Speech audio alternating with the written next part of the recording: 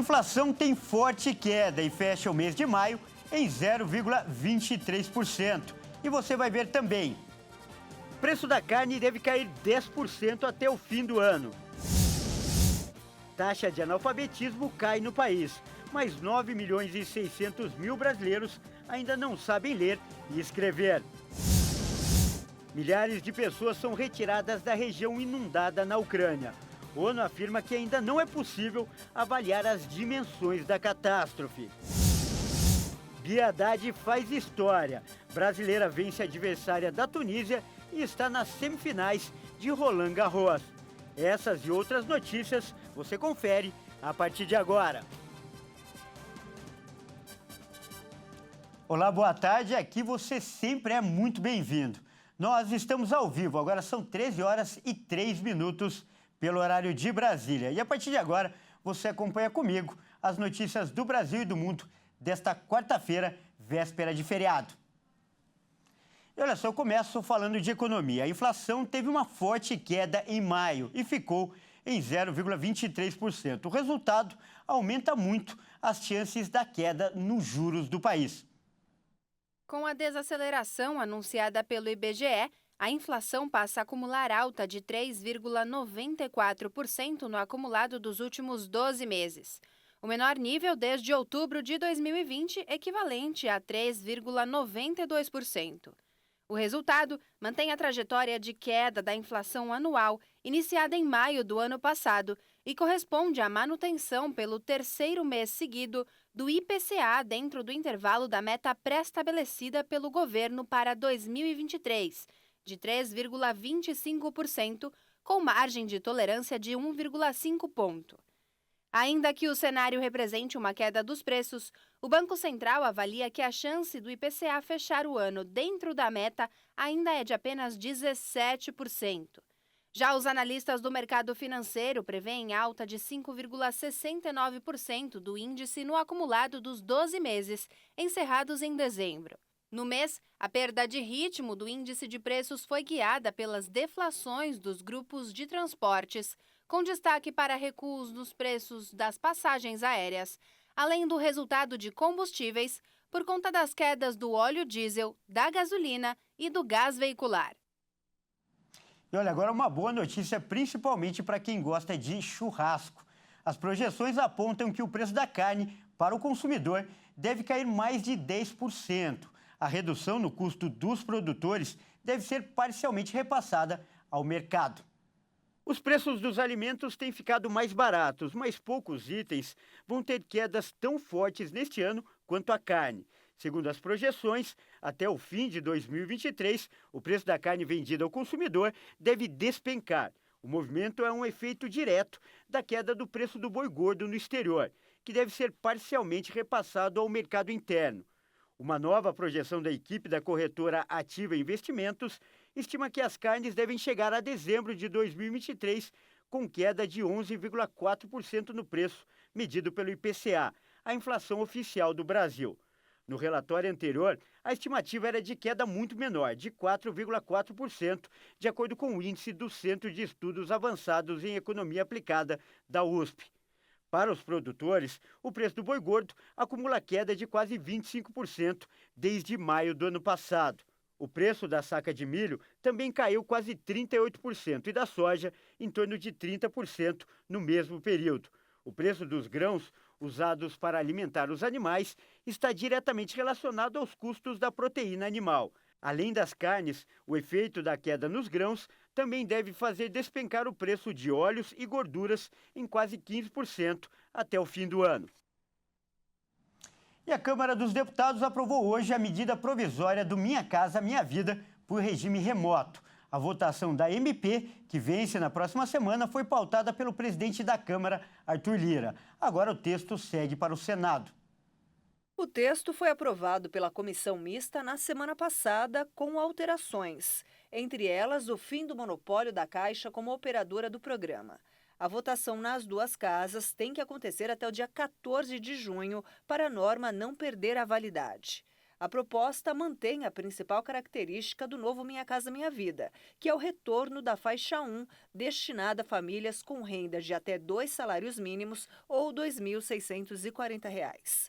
A versão da medida traz alterações relacionadas ao financiamento e à construção das unidades habitacionais. A principal delas é a autorização para bancos privados, bancos digitais e cooperativas de crédito também participarem do programa como financiadoras. Atualmente, a Caixa é a principal executora do Minha Casa Minha Vida, com 99% do mercado, levando em consideração o uso de recursos do Fundo de Garantia por Tempo de Serviço. A entrada de outros bancos no programa ficou condicionada à prestação de informações sobre as transferências ao governo com a identificação do destinatário do crédito. A regra vale para instituições financeiras autorizadas pelo Banco Central para imóveis na faixa 1 de cidades com até 80 mil habitantes. A medida ainda vai precisar de regulamentação por meio de uma portaria do Ministério das Cidades. E o Desenrola Brasil, que foi lançado pelo governo, vai ser acompanhado por um programa de educação financeira. O ministro da Fazenda fez o anúncio ao lado da rainha dos Países Baixos. O programa Desenrola Brasil pretende beneficiar cerca de 30 milhões de pessoas com a renegociação de dívidas. Segundo anunciou o ministro da Fazenda, Fernando Haddad, a proposta inclui um segmento de educação financeira. O objetivo é prevenir o risco de que os consumidores recaiam em novos débitos após limparem o nome. Haddad informou sobre o programa ao lado da rainha dos Países Baixos, Máxima Zorriguieta. Ela visitou o Ministério da Fazenda na qualidade de assessor especial do secretário-geral das Nações Unidas, Antônio Guterres, para a inclusão financeira para o desenvolvimento. Eles falaram com a imprensa após a reunião. Segundo Haddad, no encontro, foram discutidos 2 temas principais: a saúde financeira e a proteção dos direitos do consumidor de produtos financeiros.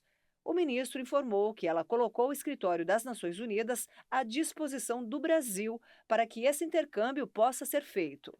O ministro disse ainda que o Brasil pretende reforçar os laços com as Nações Unidas e com a Holanda.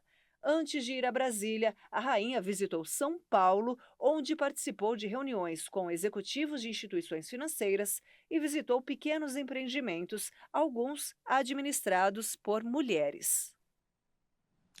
Nós estamos ao vivo, agora são 13h10 pelo horário de Brasília. E pagar dívidas, infelizmente, ainda é uma das grandes preocupações do brasileiro. Só para a gente ter uma ideia, em maio, de cada 100 famílias do país, 78 estavam com algum débito em atraso. E a classe média é a mais endividada e também a que tem prestações com mais tempo em atraso. Os dados são de uma pesquisa da Confederação Nacional do Comércio de Bens, Serviços e Turismo.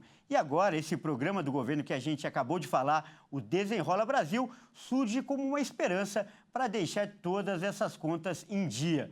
Por isso, esse é o tema da nossa entrevista de hoje.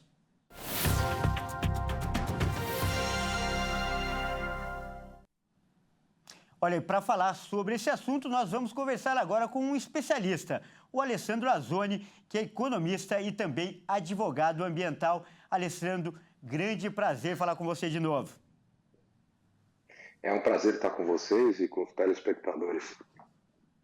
Legal. Olha, e primeiro eu queria que você comentasse as condições que esse programa oferece para as pessoas pagarem as dívidas, como, por exemplo, o número de parcelas e o abatimento dos juros. Só para a gente ter uma ideia, um débito de R$5 mil pode ser parcelado em até 60 vezes, de acordo com as normas do programa.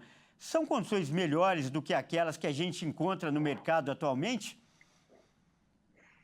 A ideia é que sim, porque o governo passará a ser o garantidor dessas operações, né? Então, é como se o governo comprasse essa carteira de devedores e assumisse o risco da operação. Então, para você ter direito a ter essa garantia, os credores vão ter que aplicar descontos muito substanciais para que se façam valer a pena, porque vai ser feito o credenciamento e um leilão, quer dizer assim, vai ser colocado os credores que estão disponíveis a entrar nesse projeto, aquele que der o maior desconto, aqueles que derem os maiores descontos participarão e terão a questão da garantia dessa primeira fase. Já na segunda parte não tem essa questão da garantia. Ficou de mencionado que seriam as pessoas que têm o endividamento até R$ 5.000 já estejam negativados até 31/12/2022. Por que isso? Para que as pessoas não se endividem e entrassem no projeto. Então, é pegar realmente as pessoas que fecharam o ano já negativadas até R$ 5.000, com renda familiar em R$ 2.000, estarem inscritas no CAD único, e porque o CAD único também vai dar acesso ao sistema, né? Porque essas negociações serão feitas entre credor e devedor, ou seja, para a pessoa que você deve, a instituição financeira, ou até não financeira, que serão as prestadoras de serviço, como energia, água e luz, e você vai poder fazer a negociação numa plataforma do governo. E essa plataforma praticamente vai, no final da conclusão, o governo vai estar acompanhando e fazendo a garantia para que esse credor possa aplicar os descontos e o próprio credor, o próprio devedor também tem essa segurança que o governo está por trás e será aplicado os descontos conforme pactuado. Você enfatizou bem na sua resposta, Zoni, que essas dívidas foram contraídas junto a empresas privadas, ou seja, para fazer parte do programa, o credor tem que aderir ao programa Desenrola. E você acha que o governo vai conseguir atrair um grande número de empresas? Eu acredito que sim, porque é uma situação que o crédito hoje está muito difícil de ser recuperado, né? Então, os caminhos que usuais hoje é a negativação dos birôs de crédito, a protesto dos títulos, ou execução do próprio contrato de empréstimo. Isso se o contrato atender às características de uma execução direta. Porque se faltar algum dos elementos de execução, como assinatura de testemunhas, alguma coisa nesse sentido, ele tem que ir para fazer uma ação monitória ainda para fazer a cobrança desse contrato. E aí o processo jurídico é muito demorado. Então, para as empresas, pode ser uma interessante você pegar esses devedores que já estão caindo quase que no vencimento, quase lá nos 5 anos, e colocar justamente para que se possa fazer uma negociação e recuperar parte desses ativos. Eu acredito que terão muitas empresas que irão para essa proposta, porque geralmente essas dívidas são contempladas, o valor principal, e muitas das vezes é juros sobre juros. Então, o desconto dado será justamente na aplicação sobre os juros. Então, eu acredito que terá uma aderência muito grande nesse sentido. Zoni, uma das novidades desse programa é esse projeto de educação financeira que a gente acabou de ver. Esse é o grande problema do brasileiro. Por exemplo, a gente tem um exemplo prático agora, que é o Dia dos Namorados. O coração fala mais alto que a razão na hora de entrar numa dívida, principalmente agora, no Dia dos Namorados? Olha, a população mudou bastante com a pandemia. Com a pandemia, nós mudamos nossa maneira de comprar. Nós tínhamos muito a questão o consumo compulsivo, né? Passar na frente de uma loja do shopping, bater a vitrine, comprar e você falar, para que eu comprei aquilo? Então, quantas pessoas que estão nos assistindo que fizeram compras e depois falaram assim, para que eu comprei? Mas foi a compra por impulso. Na pandemia, como ficou fechado e você teve que usar o e-commerce, de uma certa forma, como você não tem o apelo do presencial, você acaba colocando dentro do carrinho, depois você coloca teu CEP, vê frete, e com isso você matura a sua vontade de comprar. Então, nós mudamos bastante, mas ainda não é o suficiente. O consumidor mudou muito para o consumo mais consciente e mais com razão. Mas ainda eu acho que o programa acaba sendo muito interessante pela questão da educação financeira, porque não adianta eu fazer uma renegociação até 60 vezes e essa parcela eu não consegui pagar porque eu vou estar estourado dentro do meu orçamento. Então é importante que quando você contratar isso dentro do aplicativo do governo, você consiga colocá-la dentro do seu orçamento e honrar esse pagamento. Por isso que é importante que você tenha uma educação financeira para você fazer esse planejamento do que você pode gastar, onde você pode cortar e aonde você tem seus vazamentos. Muito bem dito, Alessandro. Certeza, tem que honrar a dívida, não é mesmo? Nós acabamos de conversar com o Alessandro Azzoni, que é economista e advogado ambiental. Alessandro, muito obrigado pela participação e por essas dicas valiosas. Eu que agradeço, um prazer estar com vocês. Grande abraço. E veja a seguir, milhares de pessoas são retiradas da região que ficou alagada na Ucrânia depois da destruição da barragem de Kakhovka. E você vai ver também, tenista brasileira Bia Haddad faz história e avança pela primeira vez à semifinal de Roland Garros. Nós voltamos já.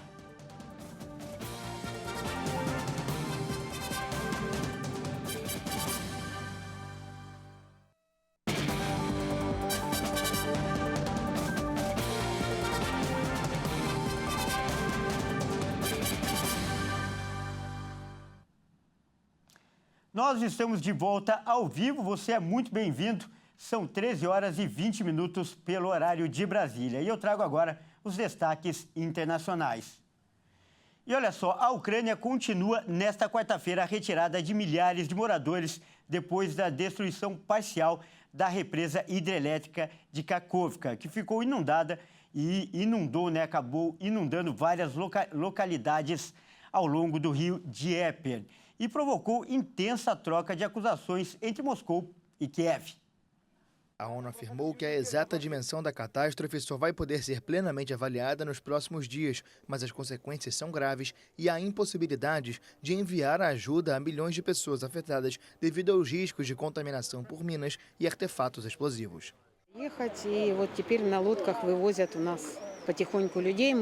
Todos os meus quartos estão inundados, 3 quartos. Tudo está flutuando, a geladeira, o freezer, as mesas de cabeceira estão flutuando. Os meninos me buscaram, receberam a ligação do meu filho. Agora as pessoas estão sendo evacuadas das áreas inundadas em barcos. Organizamos, ligamos para cada uma delas, falamos sobre o assunto. Algumas concordaram imediatamente, outras precisaram ser convencidas. Coletamos os documentos e coisas necessárias e as levamos, estamos ajudando. A Ucrânia afirmou que o ataque contra a represa tomada pela Rússia nos primeiros dias da guerra foi uma tentativa de frear uma grande ofensiva preparada nos últimos meses, enquanto Moscou acusou Kiev de uma sabotagem deliberada. Autoridades ucranianas anunciaram que mais de 17 mil pessoas vão ser retiradas de 24 localidades. Uma pesquisa divulgada hoje pelo IBGE mostra que a taxa de analfabetismo entre brasileiros com mais de 15 anos caiu nos últimos 6 anos. Mas 9 milhões e 600 mil pessoas ainda não sabem ler e escrever. O índice entre quem tem 60 anos ou mais também caiu entre esses anos de 20,5% para 16%. Em paralelo, a quantidade de brasileiros com 25 anos ou mais sem instrução diminuiu de 7,3% em 2016 para 6% em 2022, enquanto aqueles que concluíram ao menos a etapa do ensino básico obrigatório subiram de 46,2% para 56,2% entre esses mesmos anos, seguindo a tendência de 2019, quando a marca foi de 50%. O PNAD Educação 2023 é particularmente importante, pois o estudo foi suspenso entre 2020 e 2021 devido à Covid-19, que colocou os alunos em casa. Essa é a primeira edição após a pandemia e apresenta os resultados referentes ao segundo trimestre de 2022. No Brasil, em 2022, havia 49 milhões de pessoas de 15 a 29 anos de idade. Dentre essas pessoas, 15,7% estavam ocupadas e estudando. 20% não estavam ocupadas nem estudando. 25,2% não estavam ocupadas, porém estudavam. E 39,1% estavam ocupadas e não estudando. Em 2022, pela primeira vez, mais da metade da população de 25 anos ou mais de idade tinham pelo menos o ensino básico obrigatório. De 2019 para 2022, observou-se redução do motivo não tinha interesse em estudar, que passou de 28,6% para 24,7%. O motivo precisava trabalhar permaneceu praticamente estável entre esses 2 anos. Já outros motivos passaram de 9,4% para 14,5%. E 2 milhões e 800 mil veículos devem deixar a cidade de São Paulo nesse feriado prolongado. O movimento nas estradas de todo o país já começa a aumentar nesta tarde. Com o tempo firme, o paulistano se prepara para aproveitar o feriadão fora da capital. O rodízio de veículos estará suspenso nesta quinta e sexta. E o movimento nas estradas se intensifica no período do feriado, que vai até domingo, com a viagem de retorno.